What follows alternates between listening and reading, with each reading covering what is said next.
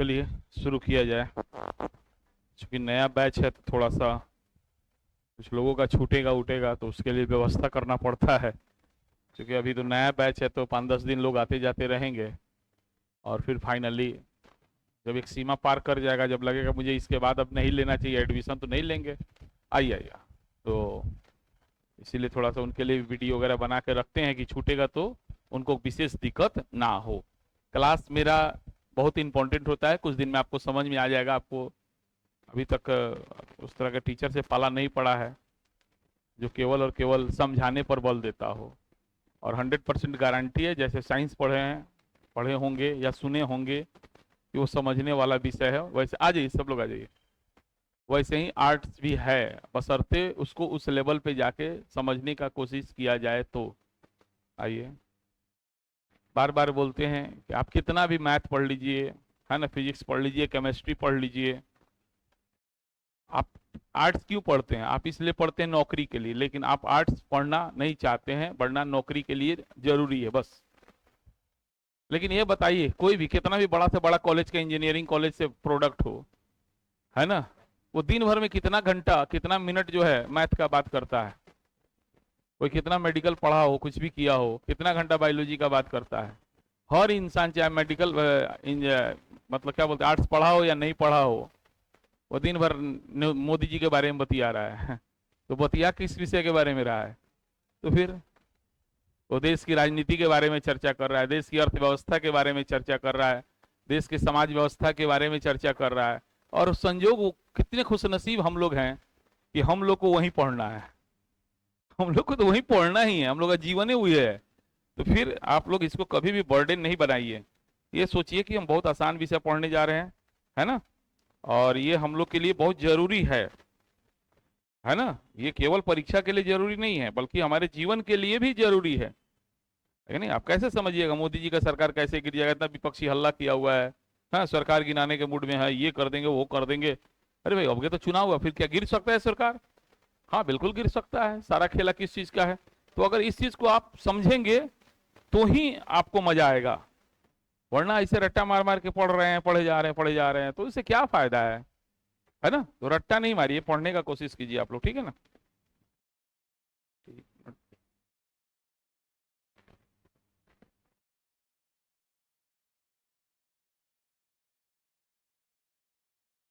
चलिए, तो ध्यान दीजिए, आज जैसा कि दिन कौन है, सोमवार दिन है ना। तो सोमवार के दिन जैसा रूटीन बना है, कुछ नए चेहरे दिखाई दे रहे हैं। तो ध्यान दीजिएगा, सोमवार, मंगलवार और बुधवार को हम लोग पॉलिटी पढ़ते हैं। क्या पढ़ते हैं? पॉलिटी, ठीक है। और उसके बाद बृहस्पति, शुक्र से लेकर शनिवार को हम लोग पढ़ेंगे ज्योग्राफी, भूगोल पढ़ेंगे, ठीक है। कुछ दिन बाद में शनिवार के दिन, प्रत्येक शनिवार के दिन टेस्ट होगा। अभी नहीं, अभी 1-2 महीना पढ़ेंगे, पहले बेसिक मजबूत करेंगे, टेस्ट देने के लायक होइएगा तब ना टेस्ट लेंगे। ऐसे ही कैसे टेस्ट ले लेंगे? जब तक हम नहीं पढ़ाएंगे टेस्ट कैसे लेंगे? ठीक है। तो इस तरीका से आपको ध्यान में रखना है, ठीक है। तो आज कौन दिन है? सोमवार है। और तो आज किस चीज का दिन है? पॉलिटी का दिन है, ठीक है। चलिए, दूसरी सावधानी ये बरतना है आपको, आप कहीं से भी हो, मैट्रिक पास हो, इंटर पास हो, पीएचडी हो, उससे कोई मतलब नहीं है। हम एकदम जीरो लेवल से शुरू करेंगे, माइनस लेवल से शुरू करेंगे, सबों को लेके चलेंगे। ये कोई crash course, atom bomb course नहीं है, ये बिल्कुल फाउंडेशन कोर्स है, जिसमें आपको 1.5 साल समय कम से कम लगेगा जनरल कंपटीशन वाले को। ये बात ध्यान में रख के पढ़ाई करेंगे। बात समझ गए? क्लियर बताते हैं। हाँ, जिनको जल्दीबाजी होगा वो 2-2 बैच, 3-3 बैच करेंगे, अपना कोर्स खत्म करेंगे। हमको कहिएगा कि सर आप फास्ट पढ़ाइए, आप क्यों आए हैं यहाँ पे? सुने हैं कि अवतार सर बहुत अच्छा पढ़ाते हैं, तो आप हमको खराब करने आए हैं क्या? आप आपके इशारे पे नाचने लगेंगे, है ना, और 1.5 साल का चीज हम 6 महीने में पढ़ाएंगे, तो फिर तो आप अइबे नहीं कीजिएगा। आप आए क्यों, ये सोचिए ना। आप ये सुन के आए सर बहुत अच्छा पढ़ाते हैं, तो इसलिए अच्छा पढ़ाते हैं, आप समय देते हैं, इसलिए हम पढ़ा पाते हैं। आप समय नहीं दीजिएगा, नहीं पढ़ा पाएंगे। 6 महीना में रट्टा मरवाने के अलावा कुछ नहीं करा जा सकता है ना। हाँ, बहुत से लोग होंगे जो एक्सपायरी एज वाले, मैं एक्सपायरी एज का मतलब हम उनको कहते हैं जिनको घर से 1 साल 2 साल का समय बचा है या लास्ट एज में है। इस लास्ट एज का मतलब क्या हुआ? जो नौकरी के लिए जो उम्र होता है अधिकतम, अब उसकी सीमा को लांघने वाले हैं, अब बस 1-2 साल बचा हुआ है। तो वैसे लोग हमसे पर्सनली मिलिए, है ना, आ जाइए पर्सनली मिलिए, हम आपको 2-2 3-3 बैच करा करके आपके 6 महीना 7 महीना 8 महीना 9 महीना में खत्म कर देंगे। ठीक है, आपको 3 गुना मेहनत करना है, ये ध्यान रखिए, 3 गुना कम पढ़ना है, ये इसके चक्कर में कभी मत रहिएगा, है ना। हम लोग जनरली इसी चक्कर में रहते, 3 गुना कम कैसे पढ़ लिया जाए, नहीं, 3 गुना मेहनत करना पड़ेगा, क्योंकि आपने 3 गुना नहीं 10 गुना ज्यादा गलती किया है, अभी तक भटकते रहे हैं। तो प्लीज इस चीज को समझिए। कुछ लोग जो मैट्रिक पास इंटर पास है वो ध्यान दीजिए मेरी बात को, देखिएगा बहुत से आपके मित्र जो है 10th का एग्जाम दिए होंगे, ध्यान से मेरी बात को सुनिए, अगर बात समझ में आ जाएगी तो जीत तय है। तो जो लड़का साइंस स्ट्रीम की तरफ जाता है, विज्ञान की तरफ, और एक होता है आर्ट्स, जनरली ये देखिएगा, तो जो साइंस वाला जाएगा ना वो 11th क्लास में रह करके वो नीट का IIT का बात करेगा, ऐसे टीचर को खोजेगा जो बोलेगा नहीं नहीं मेरा IIT का बेस बना दे, नीट का बेस बना दे। लेकिन जो आर्ट्स बैकग्राउंड होते हैं ना वो स्पेशली 11वीं पढ़ेंगे, पहले 11वीं पढ़ल जाओ, फिर 12वीं पढ़ल जाओ, फिर BA में नाम लिखाई, फिर नौकरी की तैयारी हुई। अरे बुड़बक सब कहीं का, मैंने ये सब बेहुदा है कि मैट्रिक करते 11th क्लास से वो नीट IIT के चक्कर में फंस गया। और आप जानते हैं इसमें से कितना लड़का जो IIT करेगा ना बाद में फिर से वो UPSC या BPSC की तैयारी करेगा। अरे आप तो सौभाग्यशाली है कि आपने आर्ट्स लिया है, अपने आप को कम काहे आंक रहे हैं, आप अभी से तैयारी में लग गए, और वो बहुत टाइम लगेगा, उस समय से लगेगा, तो आपका तैयारी अच्छा होगा कि उसका तैयारी अच्छा होगा? आपका स्ट्रेटजी गड़बड़ है इसलिए आपका तैयारी खराब है, आपका स्ट्रेटजी गड़बड़ है इसलिए आपका तैयारी खराब है।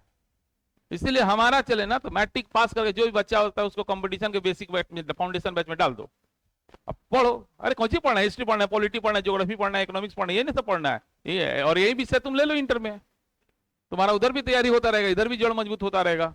अरे नहीं कुछ सीखोगे तो भी तो कुछ सीख जाओगे ना, कम से कम विषय से परिचित तो हो जाओगे ना, कि जैसे इंटर करोगे उसके बाद फिर से आकर के ज्वाइन करके उसको रिवीजन कर करके अपना तैयारी मजबूत कर लो, और फटाफट एग्जाम दो, निकालो रिजल्ट लो। अब कोई सोचा आराम से 11th का बैच है सर, 11th का, अरे यार 11th में मान लो पॉलिटी पढ़ाना है, पॉलिटी का बात करेंगे क्योंकि पॉलिटी का ही है, तो उसमें पढ़ना क्या संविधान से, अब संविधान से क्या करना, 4 गो तथ्य देंगे, हाँ 11th में इतने पढ़ेगा इतने पढ़ेगा, ये क्या मतलब है? तो ऐसा नहीं करिए आप लोग प्लीज।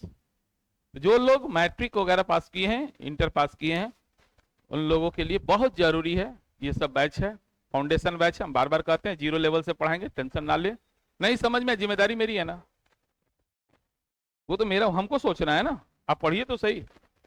ठीक है, चलिए तो शुरू करते हैं। आज दिन सोमवार है और आज से हम लोग पॉलिटी शुरू करेंगे। ठीक है, पॉलिटी राजनीति विज्ञान, पॉलिटिकल साइंस बोलते हैं। पॉलिटिकल साइंस एक सब्जेक्ट है जिसमें बहुत सारे पेपर होते हैं, है कि नहीं? जैसे पॉलिटिकल थ्योरी होता है ना, उसके बाद उसमें एक IGP होता है, इंडियन गवर्नमेंट एंड पॉलिटिक्स होता है, कंपैरेटिव पॉलिटिक्स होता है, फॉरेन पॉलिसी ऑफ इंडिया होता है ना, इंटरनेशनल रिलेशन होता है, बहुत सारे पेपर होते हैं, और उन सब पेपर को मिला दिया जाता है तो विषय बनता है पॉलिटिकल साइंस। तो हमें पॉलिटिकल साइंस नहीं पढ़ना है, हमें कंपटीशन में जो सिलेबस है वो है इंडियन गवर्नमेंट एंड पॉलिटिक्स, भारतीय शासन एवं राजनीति। भारतीय शासन, पहले विषय जानिए, कितने लोगों को पता नहीं हम क्या पढ़ रहे हैं, संविधान पढ़ रहे हैं, पॉलिटी पढ़ रहे हैं, सब गलत बात है। आप पॉलिटिकल साइंस का एक पेपर पढ़ना है आपको कंपटीशन में, खासकर जनरल कंपटीशन में, जिसका नाम है IGP, Indian government and politics, भारतीय शासन एवं राजनीति, भारतीय शासन एवं कहीं नहीं लिखा हुआ है संविधान पढ़ना है, क्या लिखा रहता है? भारतीय शासन एवं राजनीति, या इसी को शॉर्ट में भारतीय राज्य व्यवस्था कहते हैं। क्या कहते हैं? भारतीय राज्य व्यवस्था। अब ध्यान दीजिए, भारतीय शासन या राजनीति का जो आधार है ना वो हमारा संविधान है। कोई भी काम, कोई भी शासन प्रशासन जो होता है अपने मन से नहीं होता है।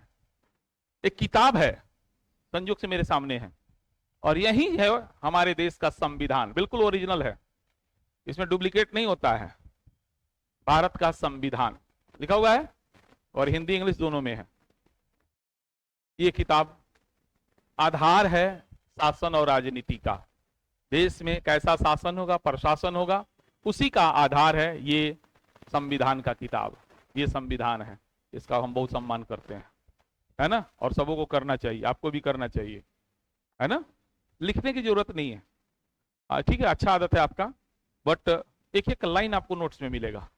जितना हम बोल रहे हैं ना, सब कुछ नोट्स में है, क्योंकि हम भी कभी लिखा करते थे, छूट जाता था, मजा नहीं आता था। तो हम ऐसा नोट्स बनाए हैं, देखिएगा आपको, जैसे बगल में देखिए लेके बैठे हुए हैं एक आदमी, पुराने छात्र ने छूटा होगा, आए हैं, लाइए दिखा देते हैं थोड़ा सा इन लोग को। यहाँ पे पहले समझ लीजिए आप लोग, पहले हम बताए भी थे उस दिन क्लास में, ये मेरे द्वारा लिखा गया किताब है, हमने लिखा है। कुछ लोग आते हैं पूछते हैं सर कौन किताब से पढ़ाते हैं, तो जौन किताब मन उलट के देख लिया, कहीं से दिक्कत हुई लेके चलिए। तो डीडी बसु पढ़ो, सुभाष कश्यप पढ़ो, लक्ष्मीकांत पढ़ो, जौना किताब में मन करे, हम तो 50 किताब पढ़ ले बनी, तो कम से कम 4 मास्टर से पढ़ ले बनी दिल्ली में, वो भी।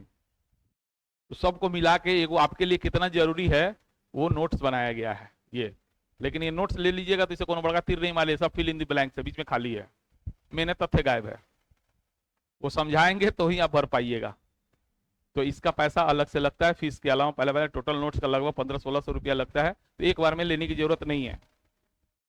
वो क्या है, जैसे अभी पॉलिटी पढ़ाएंगे, ज्योग्राफी पढ़ाएंगे, 2 विषय चलेगा सप्ताह में, 2 नोट्स ले लीजिए आप, फिर जब खत्म होगा तो ले लीजिएगा। देखिए इससे ज्यादा या 250 का एक नोट्स है, जो बात है क्लियर बताते हैं, इससे ज्यादा तो कॉपी लग जाता है, 3-3 4-4 कॉपी लग जाता है, 100 रुपए के हिसाब से भी जोड़िएगा तो कितना होगा। तो फिर नोट्स का है छपवाए, नोट्स छपवाने के पीछे कारण था, 2021 के पहले 20 के पहले हम जो है लिखा के पढ़ाते थे, और 4 साल 5 साल लग जाता था, 4 साल मिनिमम लगता था पढ़ाने में। तो लोगों को लोग शिकायत करते थे सर बहुत दिन पढ़ाते हैं, क्या करें यार, समझाना है, पढ़ाना है, लिखाना है उंगली पकड़ के, और कुछ छोड़ भी नहीं सकते हैं। तो इन्हीं सब मजबूरियों के चलते जो है, नया बैच है तो थोड़ा सा बात बताना पड़ता है। तो हमने क्या किया, लगा नोट्स बनाने, बनाते बनाते हम सोचे किसी किताब से लेकर पढ़ा देते हैं, कोई गाइड से पढ़ा देते हैं, तो कहीं में कुछ कमी, कहीं कुछ कमी, हम जैसा चाहते थे वैसा हो नहीं पाता था। तो तुरंत एक टाइपिस्ट को रखे और दिन दिन रात रात मेहनत की, इतना मेहनत की आज मेरे स्पाइनल कॉर्ड में प्रॉब्लम हो गया है, ये पूरा बहुत भयानक दर्द रहता है ना। तब जाके मेरी सफलता पूरी हुई, मेरा पूरा उद्देश्य पूरा हुआ, और आज के डेट में सभी विषय का नोट्स अवेलेबल है, और ओरिजिनल किसी किताब का कॉट पेस्ट कुछ नहीं है, वो सब मेरा भाषा है, मेरा है। और अभी तक ऊपर वाले की दुआ से 2011 से पढ़ा रहे हैं। पॉलिटी से तो एक सवाल नहीं छूटेगा, हिस्ट्री से भी नहीं छूटेगा, चिंता ना करें। कोई भी आप एग्जाम दे रहे हो, नोट्स है, भगवान है ना। एग्जाम दीजिएगा, उसके बाद समझ में आएगा, कुछ दिन पढ़ लीजिएगा, अपने आप समझ में आ जाएगा क्या है वो चीज़, ठीक है ना। तो इसीलिए आपको उसके अलावा किताब जो भी पढ़ना है पढ़िए, सब समझ में आएगा। टीचर का ही मतलब होता है कि जब मान लिया हम कोई टॉपिक मौलिक अधिकार पढ़ा दिए तो पढ़ा दिए, बात खत्म है। कोई किताब आपको, आपके पास जो किताब है उसी को उठा के पढ़िए ना, नहीं समझ में आया तो मेरी जिम्मेदारी, वो मेरा रिस्पॉन्सिबिलिटी है ना भाई, है ना। हम राय देते हैं, नोट्स पढ़िए और क्वेश्चन बैंक बनाइए, बस ये 2 पर विजय हासिल कर लीजिए। जितना कट ऑफ जाएगा उससे 10 क्वेश्चन जरूर हमारे नोट्स में होगा, गारंटी है। हम ये नहीं करें 100 में 100 सवाल हमारे नोट्स से होगा, लेकिन 100 में अगर 60 कट ऑफ जाएगा तो 70 अपने नोट्स में जरूर होगा।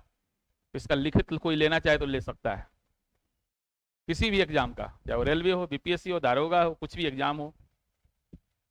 अगर वो एग्जाम में बैठे, पॉलिटी से 10 सवाल आया है तो 8 सवाल मान के चलते हैं, 8 सवाल से कम अगर नोट्स में हो तो फिर बेकार है पढ़ना हमसे, ठीक है। इसलिए वो आपका काम नहीं, वो मेरा टेंशन है, ठीक है ना। तो हमारे विषय का नाम है भारतीय शासन एवं राजनीति, और इस विषय का जो है आधार क्या है, संविधान। इस विषय का आधार क्या है, इसीलिए हम लोग शॉर्ट में इसको संविधान, कॉन्स्टिट्यूशन भी बोल देते हैं। लेकिन सही नाम क्या है, जानकारी हो गया आप लोग को। हम लोग के विषय का सही नाम क्या है, भारतीय शासन एवं राजनीति, Indian government and politics. Clear हो गया। तो शुरू में हम लोग को, जब बिहार में मोतिहारी में हम थे और मैट्रिक वगैरह किए, यहीं से इंटर तक हम यहीं थे, फर्स्ट ईयर तक। उसके बाद चले गए पटना, बीएचयू चले गए, दियूर चले गए। लेकिन हम लोग शुरू में विषय जैसे कि तो पढ़ने वाले थे नहीं, और उसमें भी इतिहास सुनते थे, अच्छा विषय है, क्यों, क्योंकि उसमें समझने वाला वाली बात नहीं है, रटा मरने वाला बात है।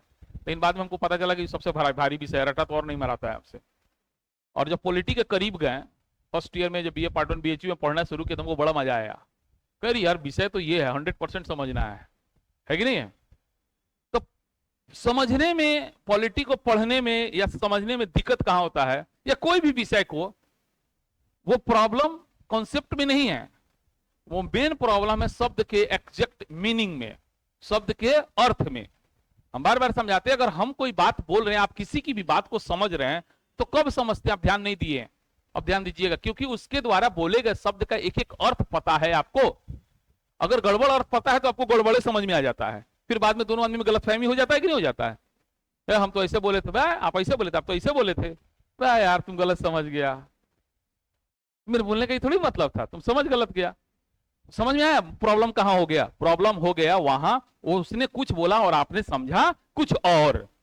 तो हर विषय का कुछ टर्मिनोलॉजी होता है, इसीलिए पहले हम जोड़ देते हैं कि आप उस टर्मिनोलॉजी का एग्जैक्ट मीनिंग समझिए। अगर मीनिंग से भटकाव होगा, जैसे हम कहें कि कोई काम मोदी जी किए हैं, फिर हम कह रहे हैं कोई काम संसद किया है, फिर कह रहे हैं कोई काम लोकसभा किया है, फिर कह रहे हैं कोई काम जो है मंत्रिमंडल किया है, फिर कह रहे हैं कोई काम राष्ट्रपति किया है, अब आप सब एक समझ रहे हैं भाई, तो कहां से आपका कॉन्सेप्ट क्लियर हो जाएगा? तब तो आप 7 जन्म में नहीं सीख पाइएगा। जब हम मोदी जी बोले तो आप दिमाग में तुरंत फिगर आना चाहिए, मोदी जी का मतलब कौन? प्रधानमंत्री। प्रधानमंत्री कौन है ना? तो कार्यपालिका का, ये जो क्या बोलते हैं, नाम मात्र का प्रधान। अच्छा अच्छा अच्छा, कार्यपालिका का प्रधान, हाँ। लोकसभा की, अच्छा लोकसभा, लोकसभा कौन? तो हम 1-2 दिन आप लोगों को इस विषय को शुरू करने से पहले उस विषय से संबंधित जो भी टर्मिनोलॉजी है उसका एग्जैक्ट मीनिंग बताने जा रहे हैं। इसलिए किसी को कोई शिकायत नहीं रहेगा, कोई मैट्रिक पास है, कौन इंटर पास है, कौन पीएचडी है, एकदम 0 लेवल से, ठीक है? ध्यान रखिएगा। और जो समझाएंगे उसको समझने का कोशिश कीजिएगा। जैसे नहीं समझ में आया तुरंत हाथ खड़ा कीजिए। अगर बता रहे हैं बोर्ड पे वही बात नहीं समझ में आ रही, हाथ खड़ा कीजिए, सर पूछिए। अब आगे क्या बताने वाले हैं आगे सोच के मत पूछिए। हाँ, आगे कोई दिमाग में प्रश्न आ रहा है उसको कॉपी के पीछे लिखते चलिए। हम बोले टॉपिक खत्म, तुरंत एक बार मिला के चेक कर लीजिए। अगर वो सवाल का जवाब मिल गया तो अच्छी बात है, नहीं मिला हो तो जैसे टॉपिक खत्म आप खड़ा कीजिए, सर मुझे कुछ सवाल का जवाब अभी नहीं मिला है, टॉपिक खत्म हो गया, ठीक है? हाँ, जो पढ़ा रहे हैं उसमें से दिक्कत हो रहा है तुरंत हाथ खड़ा करके आप बिल्कुल पूछ सकते हैं, पूछने की बिल्कुल पूरी आजादी है। समझ में आया? चलिए, तो ऐसा हम पहला शब्द देते हैं संसद। जैसा कि आप जानते हैं पॉलिटी का सबसे फेमस वर्ड यही है, संसद। सबसे ज्यादा बार प्रयोग किया जाने वाला शब्द यही है और पूरे देश को घुमा रहा है, नचा रहा है, यही शब्द है संसद। यानी कि जब आप संसद सुने तो आपको क्या महसूस होना चाहिए, है ना? इसका एग्जैक्ट मीनिंग क्या होता है उस चीज को हम समझाने का आपको कोशिश करेंगे, ठीक है? तो संसद जब सुनेंगे तो आपको क्या मतलब होगा? पहले एक कहानी सुनाते हैं, चुटकुल्ला सुनाते हैं, और उस चुटकुल्ले में अगर हंसी ना आए तो बेहतर है, लेकिन अभी ना आए, 2 मिनट बाद आए, 5 मिनट बाद आए, 10 मिनट बाद आए, जब आ जाए तब समझ जाइएगा आप संसद सब समझ लिए। बात मेरा समझ गए? क्वेश्चन के अनुसार हंसी तो आएगी, गारंटी है। वो अभी आए चाहे 10 मिनट बाद, नहीं तो बहुत देर बाद होता है। कोई आदमी कुछ कहा 2 मिनट बाद समझ गए, जारी बाबी ये बात बोल दिया, मैंने आपको जब समझ में आया तब ना हंसे। तो ये मेरा प्रयोग नंबर 1 है। आपको हंसी आएगी लेकिन हो सकता है अभी ना आए, 2 मिनट बाद आए, 5 मिनट बाद आए, तो जब भी आए हंसीएगा जरूर। जिस समय समझ में आ जाएगा उस समय हंस दीजिएगा, तो हम समझ जाएंगे कि आप नहीं समझे हैं, समझ गए हैं आप, ठीक है? ध्यान दीजिए, एक बिहारी, चुटकुला तो बिहारी पंजाबी पर बनता है, तो एक बिहारी अपने ऊपर लिया जाए, कहला दूसरे को बदनाम किया जाए, है ना? तो एक बिहारी बेचारा गया दिल्ली संसद घूमने। क्या घूमने गया? संसद। वो शपथ क्रांति ट्रेन से उतरा, उतरने के बाद स्टेशन जैसे बाहर निकला तब तक एक पंजाबी टेम्पो वाला मिल गया। बोला अरे भैया किधर जाने का? तो बोला भाई हमको संसद घूमने का है। तो कितना पैसा लोगे? तो इतना लेंगे। चलो भाई घुमा दो संसद। अब वो गया संसद घूमने, है ना? तो पंजाबी रिक्शा वाले ने उस बिहारी को जो है लोकसभा घुमा दिया, राज्यसभा घुमा दिया, राष्ट्रपति भवन दिखा दिया, और दिखाते दिखाते फिर स्टेशन पर लाके छोड़ दिया। बोला मजा आया घूमने? बोला भाई मजा तो बहुत है। बोला पैसा दो। बोला पैसा कैसा? संसद तो घुमाया नहीं अभी तुम तो लोकसभा घुमाया, राज्यसभा घुमाया, राष्ट्रपति भवन घुमाया, हम तो बात संसद की हुई थी ना। अच्छा, तो बस चुटकुला खत्म, नहीं हंसी आए खुशी की बात है, आप लोगों में से किसी को पता नहीं है इसका मतलब, ठीक? अब पता चलेगा। ध्यान दीजिए, संसद का मतलब क्या होता है? हंसी आएगी, 2 मिनट बाद आएगी। संसद पार्लियामेंट, इसका मतलब होता है संसद ये 3 अंगों से मिलकर बना है। कितने अंगों से मिलकर बना है? 3 ऑर्गन, 3 अंगों से मिलकर बना है। कितने अंगों से मिलकर बना है? राष्ट्रपति, लोकसभा और राज्यसभा। संसद कितने अंगों से मिलकर बना है? 3 अंगों से मिलकर बना है। कौन कौन? हाँ, परीक्षा में पूछता है, वीवीआई क्वेश्चन है। अंग पूछे कितने अंग से मिलकर बना? 3 अंग से मिलकर बना। जैसे मैं अवतार सर हूं, मैं अवतार सर हूं, तो मैंने इशारा किया मैं अवतार सर हूं, आप करें नहीं सर तो छाती है छाती। अरे भाई हम ही अवतार थे, सर कपार है भाई, हम अवतार थे, सर हाथ है। तो अवतार सर कहां बढ़ा? अवतार सर कहां गए? जब ये अवतार सर का हाथ है, कपार है, छाती है, पेट है, मुंह है, ये सब है, तो अवतार सर कहां है? बोलिए जल्दी। इन्हीं से मिलके क्या बना है? अवतार सर बने। तो अब अवतार सर खोजिएगा, कहिएगा नहीं कपार है, नाक है, दांत, हमारा अवतार सर के देखेगा, अवतार सर के। तो ये बताइए उस टेम्पो वाले ने लोक राष्ट्रपति भवन घुमा दिया, लोकसभा घुमा दिया, राज्यसभा घुमा दिया, अब संसद कहां जाएगा घुमाने उसको? अब समझ में आया ना? सब लोग हंस रहे हैं ना? तो अब समझ में आ गया। उस पंजाबी टेम्पू वाले ने बेचारे को राष्ट्रपति भवन घुमा ही दिया, लोकसभा घुमा ही दिया, राज्यसभा घुमा ही दिया। अब आप कह रहे नहीं हमको संसद घुमाइए। ये भाई तो कपार है, नाक है, छाती है, तो अवतार सर कहा है? हम अवतार सर की तरह किएंगे दिखाइए, बताओ तुम। समझ गए? तो ये सब मिलके जैसे अवतार सर बने हैं, वैसे ये तीनों अंगों के मिलने से क्या बना है? संसद। परीक्षा में पूछेगा संसद के कितने अंग, कि तीन अंग पूछे तो कितने अंग? तीन अंग। कौन कौन? अब ध्यान दीजिए, इसमें से ये पद का नाम है। क्या है? ये पद है ना। और ये सदन है, घर है, ये सदन हाउस है। क्या है? हाउस है, सदन है। लोकसभा एक सदन है, घर है ना। घर का पर्यायवाची सब सदन होता है ना। हाँ, एकदम सिंपल, जो होता है वही होता है। बाकी ऐसा सोचे कुछ उठा के अगले ग्रह से लाके रखा गया वो पढ़ाई में, ऐसा कुछ नहीं है। हम ही लोग के द्वारा बनाया गया है संविधान, है ना। और हम ही लोग को समझ में नहीं आ रहा है, तो ये तो बहुत बड़ी विडंबना है। कोशिश करके देखते हैं, जब हम ही लोग ने बनाया तो हम लोग को तो और आसानी से समझ में आएगा। ध्यान दीजिए, अब जब परीक्षा में पूछा संसद के कितने सदन, सदन कहोगो? दो। सदन कहोगो? सदन कहोगो? हाउस। हाउस पूछेगा तो कितना जवाब देंगे? और अंग पूछे तो? दो सवाल है ना। इन्हें कि जब मन किया तीन, मन किया दो। अरे यार, मन करने से क्या होता है भाई? अंग पूछे तो, सदन पूछे तो। अंग कौन कौन और सदन कौन कौन? क्लियर है ना। तो परीक्षा में जब सदन पूछे तो सदन का जवाब देंगे। सदन पूछे कितने सदन? दो सदन। कौन कौन? लोकसभा और राज्यसभा। अंग पूछे तो तीन, राष्ट्रपति, लोकसभा। क्लियर है। अब भारत में सुनते हैं लोकतंत्र है। क्या है? डेमोक्रेसी, लोकतंत्र है ना। तो लोकतंत्र जिस देश में होता है ना, उस देश में जनता का शासन होता है, डायरेक्ट या इनडायरेक्ट। लोकतंत्र जहां होता है ना, उसमें शासन किसका होता है? वो तो या तो डायरेक्ट शासन करे या इनडायरेक्ट। इनडायरेक्ट का मतलब होता है अपने रिप्रेजेंटेटिव के माध्यम से, अपने प्रतिनिधि के माध्यम से। किसके माध्यम से? यानी कि ये लोग हमारे प्रतिनिधि हैं। ये लोग कौन है? और इन्हीं लोग के द्वारा देश में शासन प्रशासन का कार्य किया जाता है। तो ध्यान दीजिएगा, इसमें से जो राष्ट्रपति है वो एक पद का नाम है, अभी बताया मैंने। और ये जो सदन है और ये सदन है। अब ये तो क्लियर है, पद हो या सदन हो। इस सदन यानी इस घर में रहने वाले लोग को चुन के कौन भेजेगा? हम लोग भेजेंगे। या तो डायरेक्ट भेजे या इनडायरेक्ट भेजे। डायरेक्ट भेजेंगे या इनडायरेक्ट भेजेंगे। तो जैसे अगर परीक्षा का उपयोगी बात ध्यान दीजिएगा, पूछा जाए परीक्षा में, है ना, कि जनता के द्वारा राष्ट्रपति का चुनाव कैसे होता है? इनडायरेक्ट। कैसे होता है? हाँ। लोकसभा सदस्यों का चुनाव जनता के द्वारा कैसे होता है? प्रत्यक्ष, डायरेक्ट होता है। कैसे होता है? हाँ। और राज्यसभा सदस्यों का चुनाव जनता के द्वारा कैसे होता है? अप्रत्यक्ष होता है, इनडायरेक्ट होता है। ठीक है, समझ में अच्छी बात है। नहीं आया कोई बात नहीं, पूरा टॉपिक पढ़ना बाकी। अभी शब्द से परिचय करा रहे हैं। अभी हमने 4 शब्द आपको दिया बस। संसद दिया, राष्ट्रपति दिया, लोकसभा दिया और राज्यसभा दिया। जब संसद बोलेंगे तो क्या दिमाग में फिगर बनना चाहिए? क्या बनना चाहिए? राष्ट्रपति, लोकसभा और राज्यसभा। अब हम कहें कि संसद ने कोई काम किया है और यही सवाल को घुमा दे और हम कहने लोकसभा काम किया है, तो फर्क है कि नहीं है? बहुत फर्क है यार। संसद ने किया मतलब तीनों ने मिलकर किया है। हम कह रहे लोकसभा के, इसका मतलब ये दोनों भी नहीं किया है। सुनते हैं ना, लोकसभा में कानून पास हो गया तो इसका मतलब क्या हुआ? कानून बन गया? नहीं बना है। बात समझ में आ रहा है ना। संसद ने कोई काम किया, लोकसभा ने कोई काम किया, बहुत अंतर है कि नहीं है? हाँ, बहुत फर्क है। संसद ने कोई काम किया, इसका सीधा मतलब होता है, याद रखिएगा, है ना, कि उस तीनों ने मिलकर कर दिया है। और लोकसभा ने किया है तो इसका मतलब कुछ और होता है। इसका मतलब होता है कि भाई अभी लोकसभा किया, राज्यसभा करे। ठीक है, संसद का काम क्या है पहले इस चीज को समझिए। तो संसद का काम होता है कानून बनाना। संसद का काम क्या होता है? संसद का काम क्या होता है? तो संसद का गठन सही पूछिए तो इसी काम के लिए किया ही गया है। कानून का पर्यायवाची शब्द विधि। विधि मतलब कानून, विधि मतलब यानी विधान निर्माण का काम करना। किसका काम है? संसद का।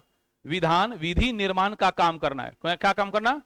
विधि निर्माण। विधि निर्माण, विधि निर्माण का काम करता है, इसीलिए इसको विधायिका कहा जाता है। क्या कहा जाता है? तो संसद कहे तो या विधायिका कहे तो बात बिल्कुल एक है। किन्हीं को डाउट हो तो बोलेंगे। अब हम कहें संसद या विधायिका, बात एक है ना। यानी कहीं आप पढ़ रहे हो, लिखा हो विधायिका ने ये कार्य किया, तो इसका मतलब क्या समझेंगे? संसद ने किया। माने कहीं हो सकता है संसद की जगह कौन शब्द दे दे? विधायिका। यानी संसद को क्या कहते हैं? विधायिका। क्यों कहते हैं? क्योंकि यह विधि निर्माण का काम करता है। क्यों कहते हैं? क्यों कहते हैं? हाँ, विधि निर्माण का काम करना, कानून बनाने का काम करना। विधि निर्माण का काम करने का मतलब, कानून बनाने का काम मतलब व्यवस्था बनाना। क्या बनाना? व्यवस्था बनाना। क्या बनाना? व्यवस्था बनाना, इसीलिए इसको व्यवस्थापिका भी कहा जाता है। क्या कहा जाता है? व्यवस्थापिका भी कहा जाता है, ये सब याद रखेंगे। अब संसद कहे तो, विधायिका कहे तो, और व्यवस्थापिका कहे तो, बात बिल्कुल एक है। कहीं भी कंफ्यूजन मत पालिए। हम हो सकता है संसद की जगह पूछ दे संसद के कितने अंग, नहीं पूछेंगे विधायिका के कितने अंग।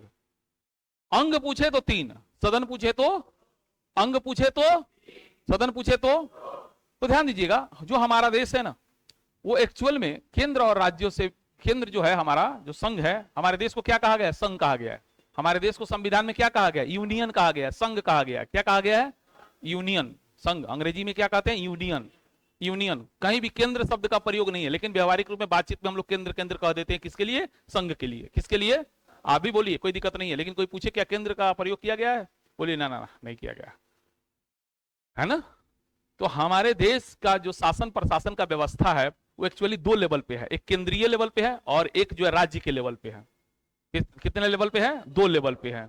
कितने लेवल पे है? 2 लेवल पे है। एक केंद्रीय लेवल पे है मोटे तौर पर, एक राज्य लेवल पे है। ठीक है ना, मोटे तौर पे भी देखते हैं, और भी छोटे तौर पे आएंगे तो पंचायत लेवल पर भी है, ऐसा नहीं है। लेकिन चलिए उसको राज्य के अंदर छोड़ देते हैं। तो मोटे तौर पे मान लिया, जैसे फोटो में देखिए, कहिएगा सर पॉलिटी में फोटो बनाते हैं, बिल्कुल बनते हैं। आप देखिए, ये मान लिया हम लोग का देश है, तो एक पूरे देश के लिए एक संस्था है, और फिर ये देश राज्यों में बटा हुआ है। किसमें बटा हुआ है? राज्यों में बटा हुआ है। हर राज्य का भी अपना अपना संसद है। जैसे मान लीजिए देश का संसद है, और ये क्या है? ये कौन सा संसद है? ये राज्यों का, इसी राज्य का। तो जब ये कोई कानून बनाएगा ना, ये जब कोई कानून बनाएगा ना, तो क्या होगा? पूरे देश पर लागू होगा। होगा कि नहीं होगा?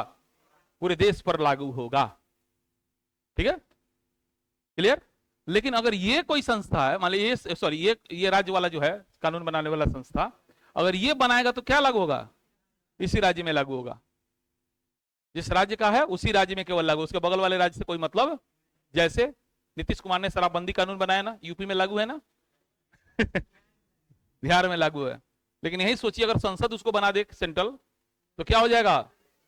सारे देश में, सारे देश के मतलब जो संस्था है कानून बनाने वाला, उसको अलग अलग बनाना पड़ेगा क्या? ठीक है, मेरे मुंह से निकल रहा है लेकिन हम बोल नहीं रहे हैं। कुछ लोग देख रहे होंगे ऑनलाइन, या कुछ लोग ऐसे बैठे होंगे, सर को नहीं पता है, तो रही के चलते हमारा बेहुदा बने को पड़ेगा। तो नहीं कि जितना समझ में आवेला उतने बढ़े, धीरे धीरे समझ में आई, हमारा लैंग्वेज चेंज होती चल जाए। इन्हें अपना अपने आपके बड़का दिखावेला हम लगे पोलिटी में भाषा में बात कर रहे हैं, और आपको कुछ समझ में नहीं आया। हमारी विद्वता आप तो कह के जरूर चले जाइए, गजब नॉलेज है सर को, अब मजा आ गया सुन के, लेकिन दिमाग में कुछ नहीं आया, सिर्फ मजा आया बस। मजा के लिए मैं नहीं पढ़िए, कुछ सीखने के लिए पढ़िए। हमारी विद्वता के पीछे मत जाइए, अंत में सवाल आपसे बनने लगे, सोचिए सर सही पढ़ा रहे हैं। सवाल नहीं बन रहा है, किसी को दो चार पांच शब्दों में, 2-4-5 लाइन में अगर मेरी बात को नहीं बता पा रहे हैं, पढ़ना बेकार है आपका। अगर हमसे पढ़ रहे हैं तो ये दिमाग में रख के चलिए कि सर क्लास खत्म हो तो 10 मिनट हम खुद लेक्चर दे सके उस टॉपिक पे। अगर इतना टैलेंट आ गया तो हमसे पढ़ने आइए, सवाल बने तभी पढ़िए, टाइम पास मत कीजिए। जिंदगी बहुत अनमोल है, और समय तो बिल्कुल लौट के नहीं आने वाला है। समझ में आ रहा है? इस तरीके से तो मेरे पास जा रहा है कि ठीक है भाई, सर ने कहा ये तो पूरे देश के लिए है, ये तो संसद है, ये कौन सी है? ये वाला संसद हो गया। क्लियर हो गया? उसी तरीका से जो राज्य में संसद है, यानी राज्य में जो कानून बनाने वाला संस्था है, उसको हम लोग कहते हैं, क्या कहते हैं? विधान मंडल। क्या कहते हैं? विधान मंडल। क्या कहते हैं? विधान मंडल। फर्क देखिएगा, ये विधान मंडल क्या है? राज्य के स्तर पर प्रत्येक राज्य के लिए जो कानून बनाने वाली संस्था है उसको क्या कहते हैं? विधान मंडल। जब खूब समझ में आ जाए ना, तो ये सर राज्य संसद है और कुछ नहीं है। बिल्कुल सही बात बोले राज्य का संसद है, बिल्कुल सही बात आप बोल रहे हैं। डरिए मत किसी से, जो बात अगर नॉलेज है तो डरने की किसी से। लोग कहते हैं सर मेरा कॉन्फिडेंस नहीं, गोड़ कांपता है, हाथ कांपता है। हम बोलते तुम्हारे नॉलेज का कमी है, तुम्हारे अंदर बना हुआ है कि हमको कुछ नहीं आता है, इसलिए कहीं खड़ा होते हो, कोई सामने वाला अच्छा लोग मिल जाता है तो तुम्हारा पैर कांपता होगा। बिल्कुल सही बात है। नॉलेज बढ़ाओ, कॉन्फिडेंस बढ़ेगा, पैर हाथ कांपना दूसरे का कपवाने लगोगे। जब तुम्हारा नॉलेज बढ़ेगा ना तो दूसरे का पैर हाथ कांपने लगेगा। अभी तुम्हारा इसलिए कांप रहा है क्योंकि तुम्हें पता है कि मुझे कुछ नहीं पता है, और जैसे तुम्हारा नॉलेज बूस्टअप होगा, क्यों हम ऑनलाइन लाकर पढ़ा रहे हैं, हमें कोई भय नहीं है, कोई डर नहीं है। सामने वाला पढ़ने वाला होगा, पढ़ाई की नजर से देख रहा है, जो समझदार होगा बुझेगा अच्छा सर किस लेवल का पढ़ा रहे हैं, एकदम बच्चा टाइप पढ़ा रहे हैं। वहीं अगर नॉलेज कम रहता तो हम डर के मारे नुका का पढ़ा के भागते, ये दुनिया ना देखे, ना पढ़ लिखल को देख ली तो कह दिए कुछ ना वेला। कोई डर नहीं भाई, ठीक है तो है। हम भी डीडी बस पढ़े, हम तो संविधान लेके घूम रहे हैं। हाँ, संविधान लेकर किताबें लेके घूम रहे हैं, यही तो पढ़ना है हम लोग को है। तो डर किस चीज का है? तो कॉन्फिडेंस कब बढ़ेगा? जब नॉलेज बढ़ेगा। कॉन्फिडेंस कब बढ़ेगा? हाँ, इसीलिए नॉलेज बढ़ाइए, परीक्षा में भी पास कीजिएगा, जिंदगी में भी पास कीजिएगा। तो ध्यान दीजिएगा, राज्य स्तर पर जो कानून बनाने वाली संस्था है उसको कहते हैं विधानमंडल। क्या कहते हैं? विधानमंडल। अब ये विधानमंडल का काम क्या है? कानून बनाना। विधानमंडल का काम क्या है? विधानमंडल का काम क्या है? तो कानून बनाने वाले को तो विधायिका भी कहते हैं। तो क्या सर इसको विधायिका कह सकते हैं? बिल्कुल कहिए राज्य विधायिका, बस राज्य जोड़ दीजिए। क्या जोड़ दीजिएगा? राज्य जोड़ दीजिएगा। ये क्या हो गया? राज्य विधायिका। तो क्या व्यवस्थापिका कह सकते हैं? बिल्कुल कह सकते हैं, बिल्कुल कहिए। तो क्या कहिएगा? क्या कहिएगा? राज्य व्यवस्थापिका। अरे व्यवस्थापिका कहिएगा तो एक बार में ध्यान हमारा कहीं इस पे आ जाएगा, इसीलिए हम अपना ध्यान, हम चाहते नहीं भाई बिहार राज्य के बारे में बताना है, तो इसीलिए राज्य व्यवस्थापिका बोल दीजिए, ताकि मेरा ध्यान कहां हो? यहां से यहां पे आ जाए। बात समझ गए? तो जिस तरह से संसद के कितने अंग? कितने अंग? 3। उसी तरीका से राज्य विधानमंडल के भी 3 ही अंग होते हैं। कितने अंग होते हैं? 3 अंग होते हैं। ध्यान से समझिएगा। देखिए 1 2 3। मोटे तौर पे जैसे यहाँ पे राष्ट्रपति होता है ना, यहाँ पे राज्यपाल होता है। हर राज्य में राज्यपाल होता है ना? हाँ, जैसे यहाँ पे राष्ट्रपति है ना, तो यहाँ पे क्या है?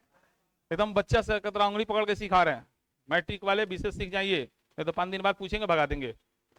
हाँ, इसके बाद भी अगर आप नहीं सीखते तो नहीं पढ़ाएंगे, खासकर। हाँ, बाकी लोग अपना समझे कैसे उनको पढ़ना है, ठीक है?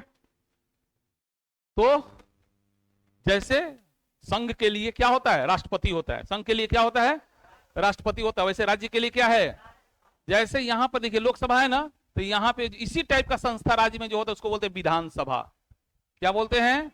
विधानसभा। क्या बोलते हैं? जैसे यहां पर राज्यसभा है ना, यहां पे बोलते हैं विधान परिषद। क्या बोलते हैं? विधान परिषद। ठीक है, तो सिंपल है। अब हम बोले कि विधानसभा ने इस कार्य को किया और आप जबरदस्ती सोच रहे हैं लोकसभा ने किया है, संसद ने किया है, राष्ट्रपति ने किया है, तो कभी सही अर्थ निकलेगा क्या? सही जवाब दे पाइएगा कोई क्वेश्चन में? जब विधानसभा बोले खट से फिगर बनी, अच्छा राज्य विधायिका, राज्य विधायिका, राज्य विधायिका का एक अंग, राज्य विधायिका का एक अंग जिसको विधानसभा कहते हैं, है ना? तुरंत वहां से ध्यान यहां आना चाहिए। वैसे हम आम बोल रहे हैं तो क्या दिखाई दे रहा है? इमली दिखाई दे रहा है। तो फिर क्यों? क्योंकि आपने आम को देखा है, महसूस किया है, इसलिए जब आम बोले तो आपको आम ही नजर आ रहा है। हाँ, वो छोटा बच्चा या वो पागल आदमी जिसको आम बोल रहे हैं तो कुछ और समझ रहा है, तो इसलिए तो उसको पागल कहते हैं। अब हम कह रहे हैं राज्य विधायिका और आप सोच रहे हैं संसद, तो आप भी इस लाइन के लिए पागल ही हैं या बच्चे हैं अभी? तो हम तो बच्चा समझेंगे अभी। अब उंगली पकड़ के सिखा रहे हैं ना।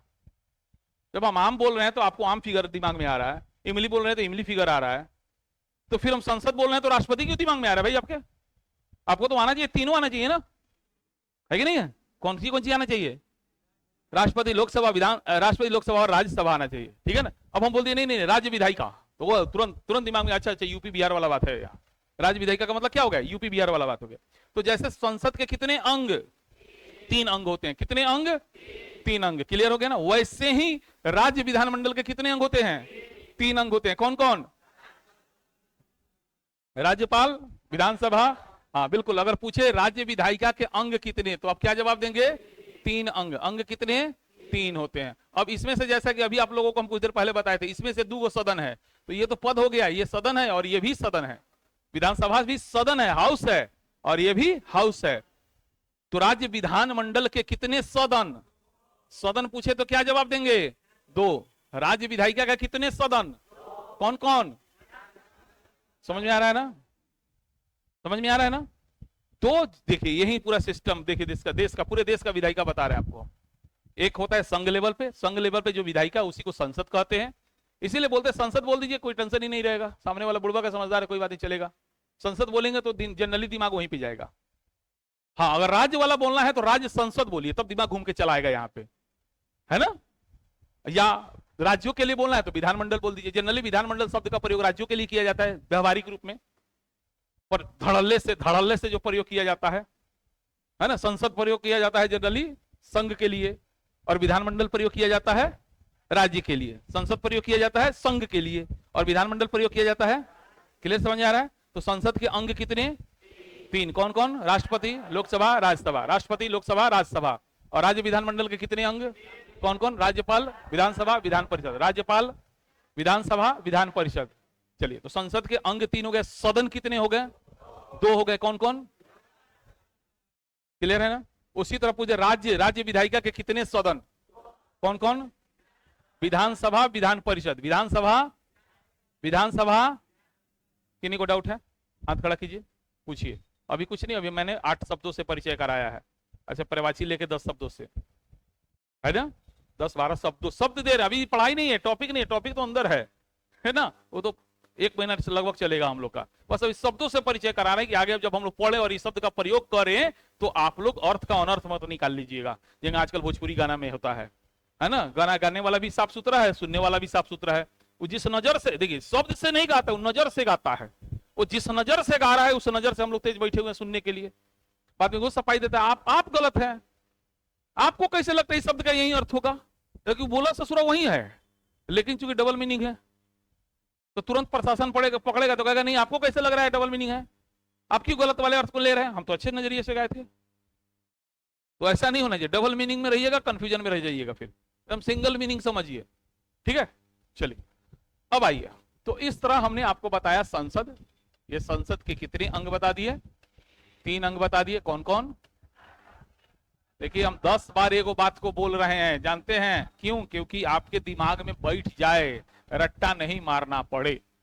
ठीक है, हम जानबूझ के इस बात को 10 बार बोल दिए क्योंकि यही जान है। अगर ये सारे शब्द का एग्जैक्ट मीनिंग समझ गए, अब इसका प्रयोग करेंगे, फिर मजा आएगा, पॉलिटी धड़ धड़ धड़ धड़ भागेगा। फिर बाद में स्पीड जब पकड़ेंगे ना तो कहिएगा अरे गजब सर, मजा भी आ रहा है, समझ में भी आ रहा है। ठीक है ना? चलिए, इसमें से सदन कहोगे 2 होता है। कौन कौन? ध्यान दीजिए, सदन मैंने कुछ नहीं, घर है। ये क्या है? घर है ना? अब ये जनता द्वारा प्रत्यक्ष रूप से चुना गया सदन है। लोकसभा क्या है? जनता द्वारा। अभी तो चुनाव हुआ कुछ पिछले साल, मोदी जी को हम लोग जिसमें जिताए, प्रधानमंत्री बनाए थे। तो इस चुनाव का क्या बोले थे? लोकसभा चुनाव। क्या बोलते हैं? जब लोकसभा के सदस्यों का चुनाव होता है तो उसको क्या बोलते हैं? लोकसभा चुनाव। और आम चुनाव उसी को कहते हैं, उसी को आम चुनाव, क्योंकि जनता उस चुनाव में डायरेक्ट वोट करती है। जनता उस चुनाव में डायरेक्ट वोट करती है, इसीलिए उस चुनाव को आम चुनाव के नाम से जाना जाता है। आप देखिए, मान लिया गया इस घर है, इस घर में मान लिया पहले तथ्य पे नहीं जाना है, मान लिया 550 को कुर्सी लगा हुआ है। कितना कुर्सी है? कितना कुर्सी है? तो 550 आदमी पूरे भारत से चुन के जाएंगे। सिंपल समझिए, कितने लोग जाएंगे? तो मान लिया सब मुड़ी है, 550 आदमी चुन के चला गया। कौन कौना पार्टी से गया, कौन कौना से गया, उससे कोई मतलब नहीं है, बस 550 आदमी इसमें गया। क्योंकि 550 कुर्सी है, चुनाव हुआ, हाँ, एक एक क्षेत्र से 20-20 आदमी, 10-10 आदमी खड़ा हुआ, लेकिन जीतेगा कौन? एक ही ना। तो इस तरह 550 लोग जीत के इस घर में जाते हैं। इस घर में जाने के बाद पहला खेल क्या होता है सुनिएगा। ठीक है, 550 है, आप तो अब कंफर्म हो गया है, ये घर में आपको एक सीट तो मिल गया। बहुत से लोग समझते हैं सरकार में जो नहीं है ना वो खेल खत्म उसका। अरे खेल खत्म कैसे भाई? तुम्हारा कंफर्म है, सीट तो एक तो कंफर्म हो गया, लोकसभा का सदस्य हो तुम, लोकसभा के चुनाव में जीते हो तो फिर लोकसभा का तो सदस्य हो। अब सरकार में हो कि नहीं हो, वो क्या सिस्टम उसको समझा रहे हैं। सरकार में नहीं होने से आप लोकसभा का सदस्य नहीं है। जो व्यक्ति सरकार का सदस्य नहीं है वो लोकसभा का सदस्य नहीं है। सही की गलत? 100% गलत। कोई बात नहीं समझ में आ रहा है, नहीं समझाना है हमको। जो व्यक्ति सरकार में नहीं है वो व्यक्ति लोकसभा का सदस्य नहीं है। अरे लोकसभा अलग चीज हो गया, घर हो गया। लोकसभा क्या है? संसद का एक अंग है, संसद का एक।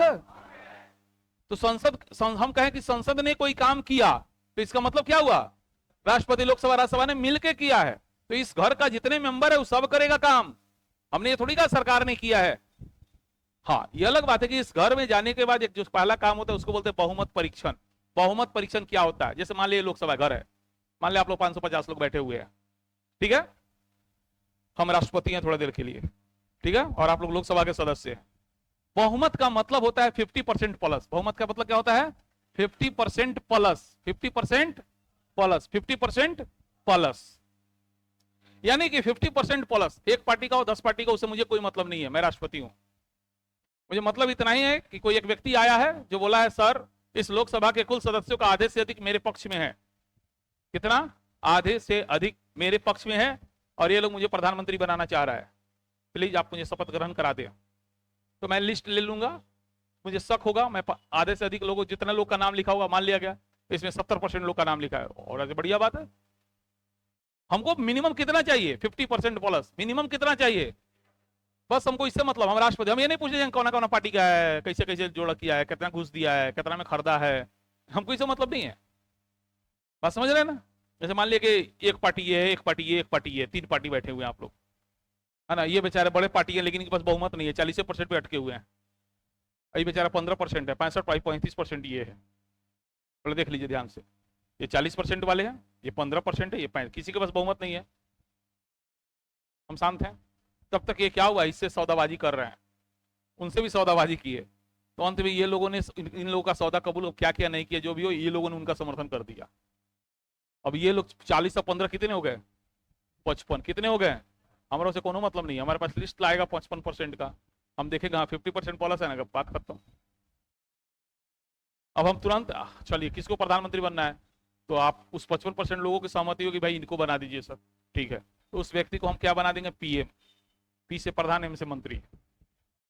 बिल्कुल सही बात है, पी से प्राइम, एम से मिनिस्टर, और संयोग से पी से प्रधान, एम से पी से प्रधान, एम से, तो इस तरह बनता है सरकार। तो ये बताइए सरकार में सब लोग है क्या, ये मान लीजिए पूरा लोकसभा है, तो इस सरकार में सब लोग है। तो मान लीजिए ये लोग हैं, थोड़ा देर के लिए मान लीजिए ये लोग हैं, इनका उन्होंने समर्थन करके इनके ग्रुप में चले गए, लेकिन ये लोग तो नहीं है ना सरकार में, तो क्या लोकसभा का सदस्य नहीं है क्या।